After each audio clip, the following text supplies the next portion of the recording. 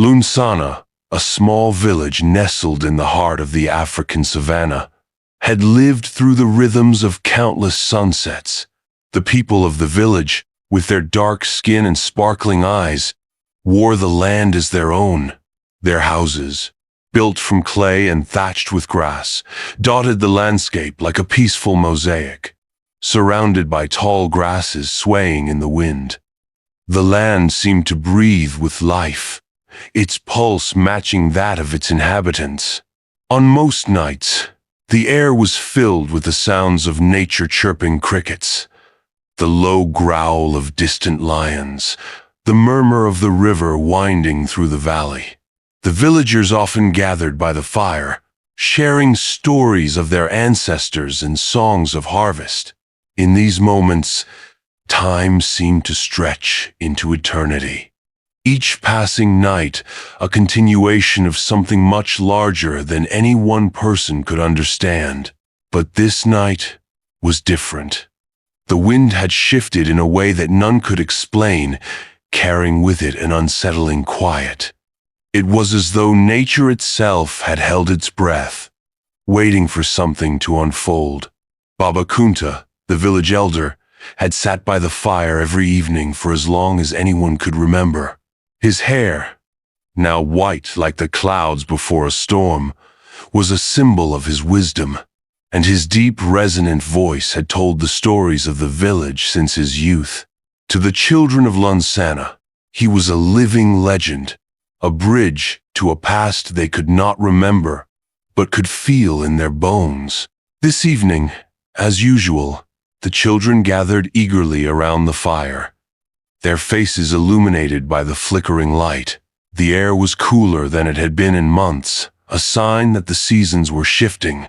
Baba Kunta stroked his staff, a gnarled piece of wood, adorned with carvings of animals and ancestral spirits. His eyes, though old, still sparkled with the energy of someone who had lived through many lifetimes. "Tell us the story of the lion and the moon, Baba Kunta," one of the children, a girl named Amara, pleaded. Her voice, small yet full of life, echoed across the firelight. Baba Kunta chuckled softly. "Ah, the story of the lion who roared at the moon. You've heard that one many times, little one. Are you not tired of it?" "No, Baba," the children chorused, shaking their heads. "Tell us again." He smiled, his face crinkling like the bark of an ancient tree. "Very well. Long ago, when the world was still young, the lion proud and fierce roared at the moon, not because he was angry, but because he sought to understand the mysteries of the night. You see, the moon." But before he could continue, a sharp gust of wind whipped through the village, snuffing out part of the fire and sending embers scattering into the air.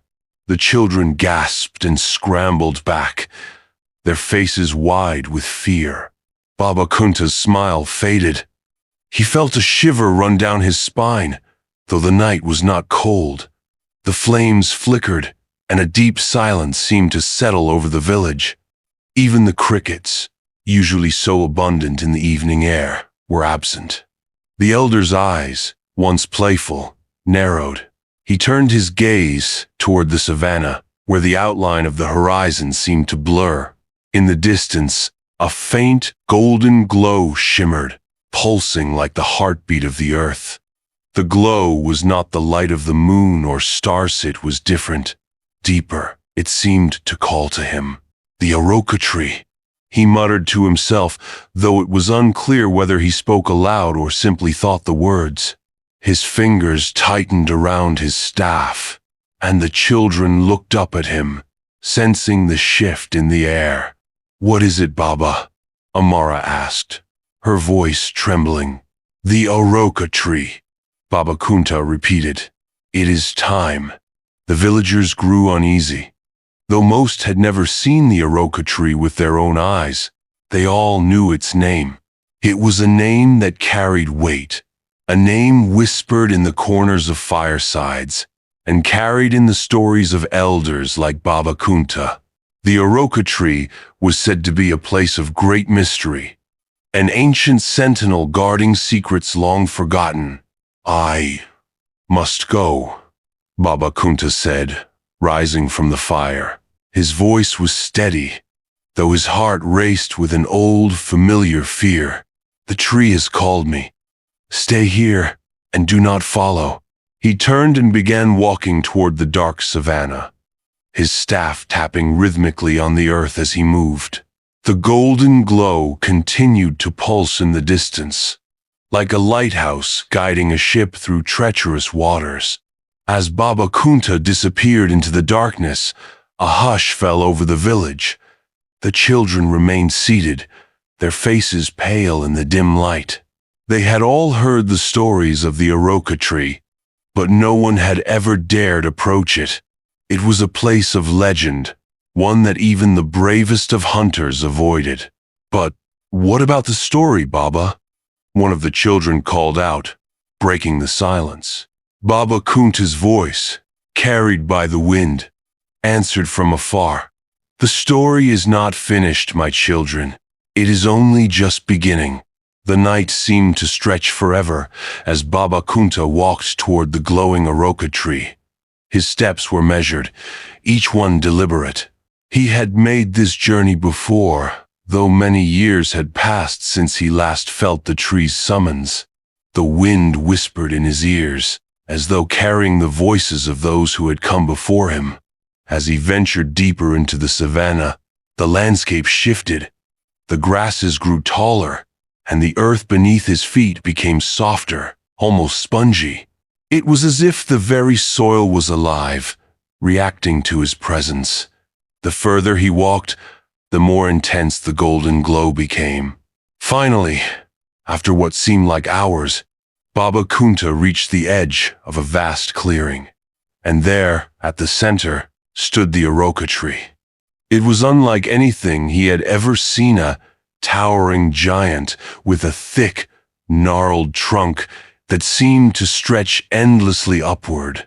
Its roots spread out across the earth like the arms of an ancient creature, and its branches swayed gently in the breeze, though there was no wind. The golden light radiated from the tree's bark, pulsing like a heartbeat. Baba Kunta approached cautiously, his heart pounding in his chest. He could feel the weight of history pressing against him, the knowledge of centuries resting on his shoulders. The whispers returned, faint at first, but growing louder. Baba Kunta closed his eyes, allowing the sound to wash over him. He could hear the voices of the past, the cries of a kingdom lost to time, and the murmurs of spirits trapped in the folds of history. Keeper of stories, a voice called from within the tree, its tone low and resonant. Baba Kunta opened his eyes and placed his hand on the tree's bark. He felt a strange energy flow through him, as though the tree itself was alive with the memories of an ancient people. I have come to listen, Baba Kunta whispered, his voice barely audible over the sound of the wind. The time has come, the voice responded. The kingdom I guard is forgotten, its lessons lost to the sands of time. But the past cannot remain buried forever. The seeker will come. The seeker must find the truth. Baba Kunta stepped back, his hand trembling as he looked at the glowing map etched into the tree's bark. His breath caught in his throat as he recognized the intricate patterns. The map was real, and it was leading somewhere far beyond Lunsana. The morning after Baba Kunta's midnight journey, the village of Lunsana was wrapped in a dense fog, thick enough to obscure the sun for hours. There was an unusual chill in the air, and a heavy silence seemed to blanket the land, as if even the earth was waiting. Zuberi arrived in the village just as the mist began to lift. He had been traveling for days, across long stretches of savanna and through treacherous forests, guided by the whispers of the wind and the faintest traces of a map he'd found in a distant archive. His curiosity about the Aroka tree had brought him to this remote corner of the world, But as he approached Lansana, he felt the weight of something deeper, calling to him something beyond simple history. The villagers eyed him cautiously as he entered the square. They were not accustomed to outsiders, and there was something about Zuberi that set him apart. His stride was sure, and his eyes gleamed with the hunger of a man who had dedicated his life to uncovering the past. He had heard whispers of Lunsana, of the old stories, of the tree that had never been fully understood. There was an unsettling reputation attached to it, but Zuberi felt no fear. He was driven by a need to know, by a compulsion to uncover truths that had been hidden away for centuries. He made his way to the village center, where a group of women gathered to grind millet, their rhythmic movements creating a hypnotic sound that echoed across the square. He paused, watching them for a moment, when suddenly a voice interrupted his thoughts. "You seek the Aroka Tree." Zuberi turned to find Baba Kunta standing behind him. The elder's gaze was as sharp as ever, but there was something different about him, something burdened, as if the weight of ancient knowledge rested on his shoulders. "I do," Zuberi answered, his voice steady but tinged with curiosity. Baba Kunta nodded, his eyes flickering briefly toward the savannah. "And what is it that you seek, young man? Knowledge, fame, or something deeper?" Zuberi paused. "I seek the truth," he said simply. "I believe the story of the Aroka Tree is more than legend. It is a key to something much larger, something the world has forgotten." The elder studied him for a long moment. Then, without a word, he turned and began walking toward the edge of the village, his steps slow but purposeful. Zuberi hesitated, then followed. The path to the Aroka Tree was no ordinary trail. Baba Kunta led Zuberi through thick clusters of trees and across dry, cracked soil, moving with the quiet precision of someone who had walked these grounds many times. The air grew warmer as they ventured farther from the village, the trees thinning and the landscape opening up into the wide expanse of savanna. After several hours of travel, they reached a ridge overlooking a vast plain.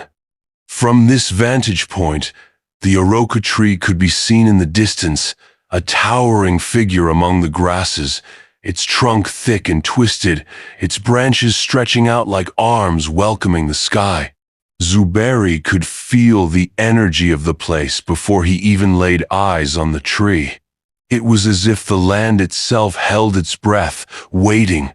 The golden glow that emanated from the tree's bark was faint from this distance, but it still pulsed with an almost hypnotic rhythm. "This is where it all began," Baba Kunta said softly, his voice thick with a mix of reverence and sorrow. "The Aroka Tree stands as the last guardian of a kingdom that once thrived here, a kingdom that vanished from the world, leaving behind only stories and whispers." Zuberi nodded, his heart pounding with anticipation. He had read the old scrolls, the tales passed down by travelers, but nothing had prepared him for this moment. He was standing on the edge of something profound, something that had eluded even the most knowledgeable scholars of history. "But be warned," Baba Kunta continued, his eyes darkening. "The Aroka Tree is not just a symbol of the past, it is a place of great power that can both heal and destroy. It guards not only the history of a lost kingdom, but also the secrets of its fall. The price of uncovering those secrets may be too great to bear." Zuberi felt a chill run down his spine. "What happened to the kingdom?" he asked, his voice low. Baba Kunta paused, looking out at the Aroka Tree as though it held the answers to all his questions. It was a kingdom of wisdom and strength, one that prospered under the guidance of the Aroka Tree. But greed, jealousy, and betrayal poisoned the hearts of its rulers. The kingdom fell, and its people were scattered. The tree weeps for them still, waiting for the right person to restore balance. Who are the right people? Zuberi asked, his voice barely above a whisper. Those with the heart to listen and the courage to face the truth. Only they can uncover the full story. Baba Kunta turned to face Zuberi, his eyes locked onto his. But be careful, young man. The tree calls, but it does not always give what is sought. Sometimes, the truth is not what we want, but what we need. Zuberi nodded, his mind racing with questions. He felt the weight of the elder's words, but his resolve remained unchanged. He had come too far to turn back now. As they approached the base of the Aroka tree, the ground beneath their feet began to hum softly, like a distant drumbeat. Zuberi could feel the vibrations running through his body, his senses heightened by the strange energy that seemed to pulse from the very earth itself. The tree towered above them, its massive trunk a mix of ancient bark and glimmering gold, as if the very tree was part of the earth and part of something beyond. Baba Kunta stopped just before reaching the tree's base and turned to Zuberi. The secrets you seek are here, in the heart of the tree, but you must be prepared. What you discover may change everything you know. Zuberi nodded and stepped forward, his hand outstretched toward the tree's surface. His fingers brushed against the cool bark, and as he did, something extraordinary happened. The tree responded. A soft glow began to emanate from beneath the bark, and a series of intricate lines appeared, like veins of gold, forming a detailed mapone that matched the faint outline he had studied in the village. The map was more than just a drawing. It was alive, pulsing with a light that seemed to shift with every touch. Zuberi traced the lines carefully, his heart racing. The map led to places long forgotten, to lands hidden beneath the canopy of the savannah, to the ruins of a once glorious kingdom. This is it, Zuberi whispered, awestruck. This is the way. Baba Kunta stood back, his eyes filled with a mixture of pride and apprehension. Yes, he said quietly. But remember, the path ahead will not be easy. The kingdom may be lost. Zuberi looked back at the elder, determination in his eyes. I'm ready. The morning sun had barely risen when Zuberi set out on his journey, his eyes fixed on the path ahead. The map, still glowing faintly with golden lines, was now rolled up and carefully tucked into his satchel. Baba Kunta had given him one final piece of advice before his departure. The path is treacherous, and the trials ahead will test more than your strength. They will test your spirit. Zuberi had not fully understood the depth of Baba Kunta's words until now. The land seemed to shift beneath his feet as he walked away from the familiar comforts of Lunsana, moving toward the unknown. The savannah stretched out in all directions, the dry grasses crackling as the wind whipped through them. For hours, he trekked through the endless sea of golden brown, the air hot and dry. The deeper he ventured, the more he felt an unseen presence, as if the land itself were watching him. It was quiet, too quiet. The sounds of wildlife, usually so common in the savannah, were conspicuously absent. As the sun began to dip lower in the sky, a sense of foreboding settled over him. He could feel it in his bones, the weight of the ancient kingdom's memory pressing down on him. He had been walking for days, following the map's faint markings, when he came upon a large rock formation, half buried in the sand. It was here that the map had led him, and he knew this was the first trial. Before he could take another step, a voice echoed in the silence, low and guttural. Who dares to disturb the resting place of the forgotten kingdom? Zuberi spun around, his hand instinctively reaching for the small blade at his side. But there was nothing in sight. The voice seemed to come from everywhere, as though the very air itself were speaking to him. I seek the truth, Zuberi called out, trying to steady his voice. The voice laughed, a deep, rumbling sound that reverberated through the rocks. The truth is not so easily found, Seeker. You must prove your worth before the kingdom will reveal itself. Suddenly, the ground beneath his feet began to tremble. The rocks shifted, and an ancient door, hidden beneath the earth for centuries, rose before him. The door was adorned with intricate carving images of warriors, kings, and spirits all etched into the stone. Zuberi's heart raced. He knew this was no ordinary door. It was a barrier, a test left behind by the kingdom's ancient guardians. He stepped forward, his mind racing. How could he pass this trial? The voice spoke again, softer this time. The first trial is one of strength and courage. You must face the spirits of the fallen kingdom. Without warning, the ground trembled again, and the air seemed to thicken. From the shadows emerged ghostly fierce warriors clad in armor, their eyes glowing with an eerie light. They stood before him, their faces twisted in eternal anger. Zuberi knew he had to fight, but this was no ordinary battle. The spirits were not physical beings, but representations of the kingdom's past, its pride, its betrayal, and its fall.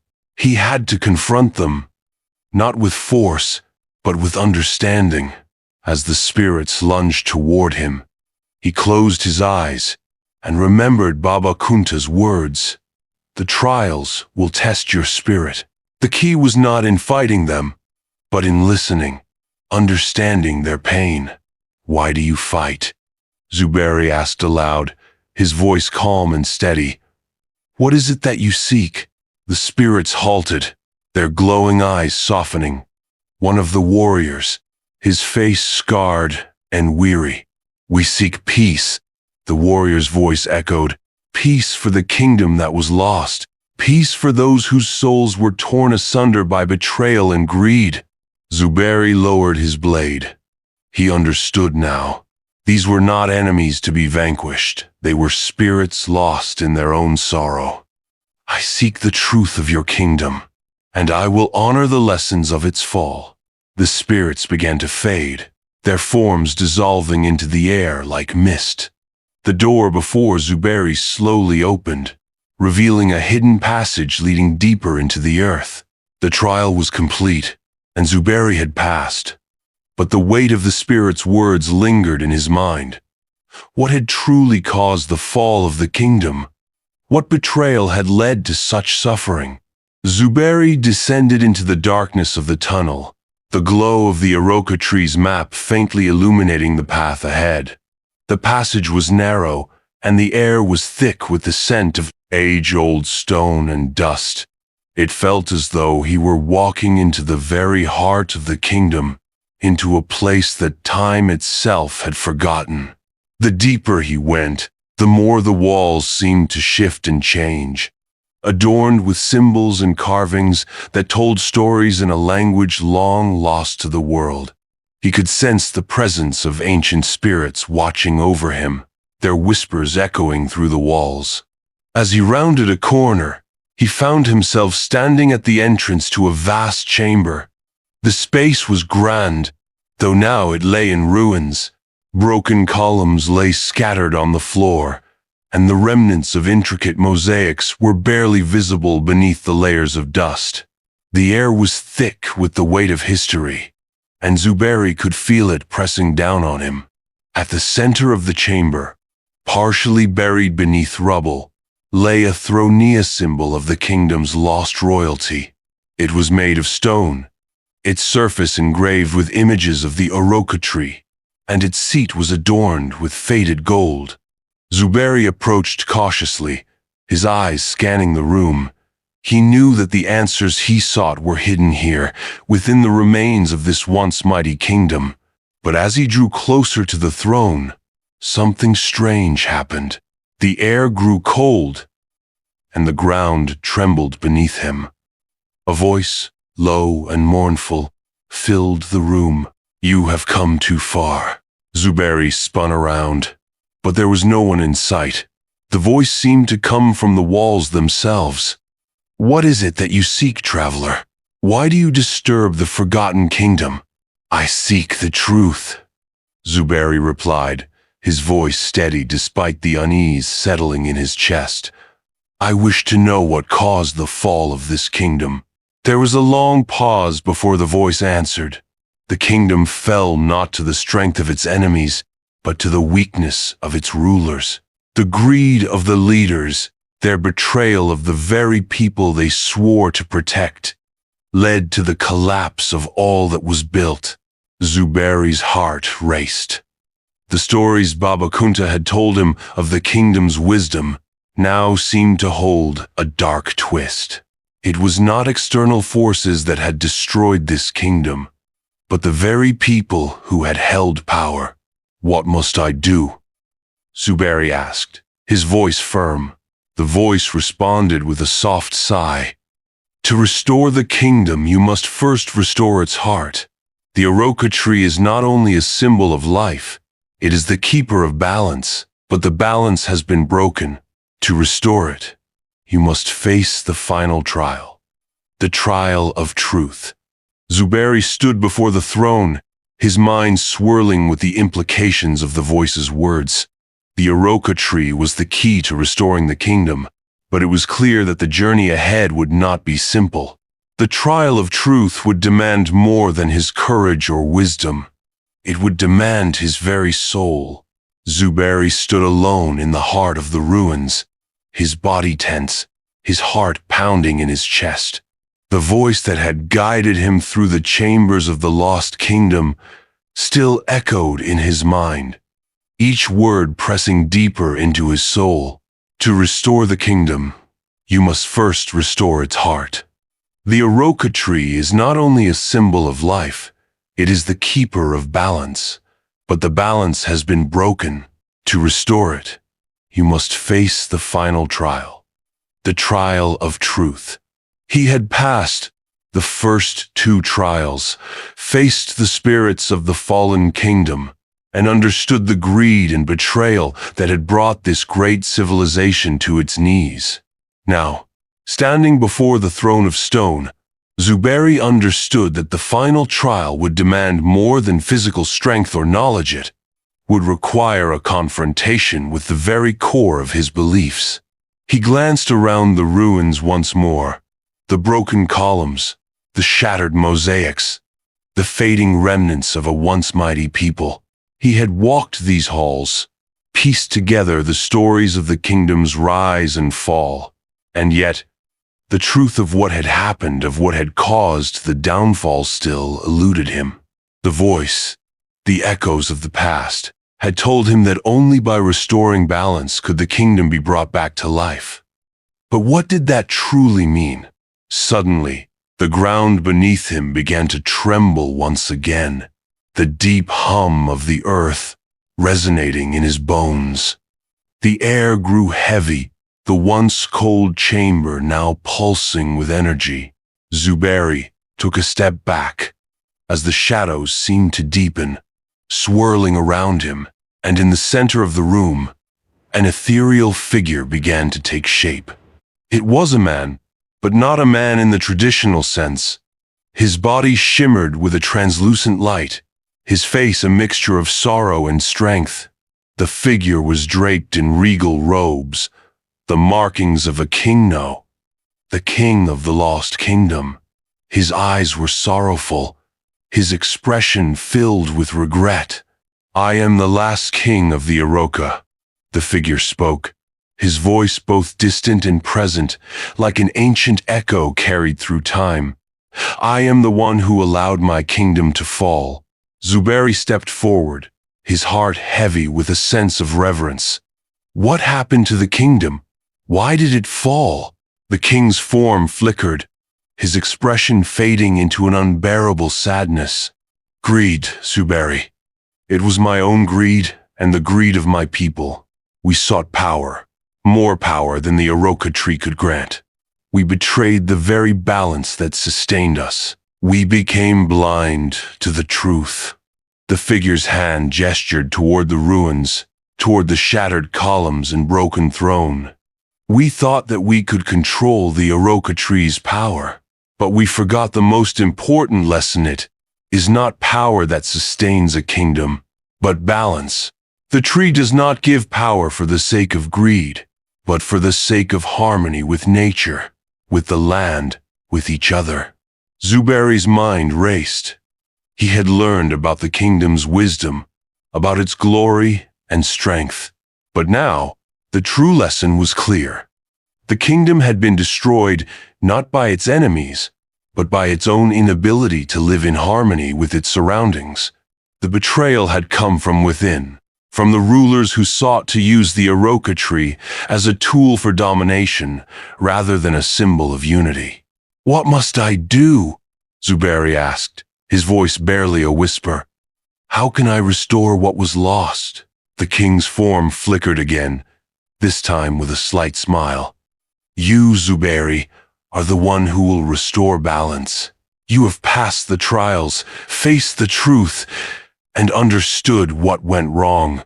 Now, you must return to the Aroka Tree and restore the harmony between its power and the land." Zuberi nodded, understanding now that the final step was not just about uncovering the past, but about ensuring that the mistakes of the past were never repeated.